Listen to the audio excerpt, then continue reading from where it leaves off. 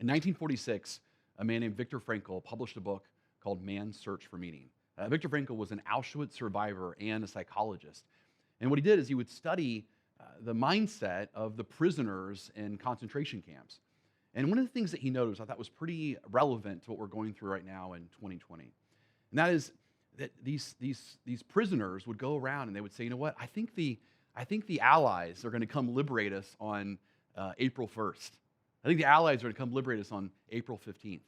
The Allies are going to come liberate us on May 1st, May 15th, June 1st, etc. You get it, right? And what would happen is that the Allies would not come and liberate them.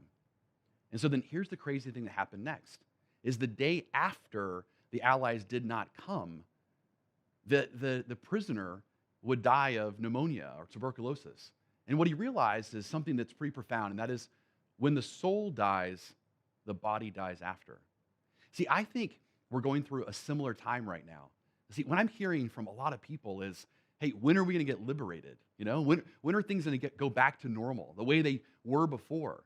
Is it April 15th? Is it May 1st? Is it June 15th? When is it going to go back to normal? The economy going to change? So here's a better question for you to ask. And that is not when are things going to go back to normal, but what if it never goes back to normal? See, because then it opens up even a third question, a higher consciousness question, and that is, what new opportunities are arising because of this? Let me give you an example. I mean, think of the original horse and buggy people. Like the people were building had these horse and buggies, and all of a sudden the car company comes around. Ford comes around with the Model T. Do you think the horse and buggy people probably sat around and said, hey, when are people going to realize this car thing is too expensive and it breaks down and they're going to go back to an old-fashioned horse that we can rely on? See, what if they change their mindset to, what if it never goes back to normal? What if this car thing actually takes hold? Well, then they can ask the third question, which is, well, what new opportunities are arising because of this? And then all of a sudden they can look around and go, wait a minute, we've got all this experience in building buggy seats, so why don't we go to Henry and say, hey, Henry, I can do the seats for your cars. Or how about later on, and the Blockbuster's Netflix whole story? Don't you think a bunch of executives were probably wondering, hey, when are people going to realize that they don't want this, just-in-time movie just to be able to show up in their house whenever they want? When are people going to realize that what they really want is to drive across town in traffic and go into a physical store and walk down an aisle and find the DVD that may or may not be there, and then go stand in line and pay for it with cash out of their pocket, and then, of course, have late fees that they have to, of course, always pay for? When are people going to realize that's really what they want when it comes to watching movies? See, what if they instead asked, hey, what if this whole Netflix thing actually catches hold?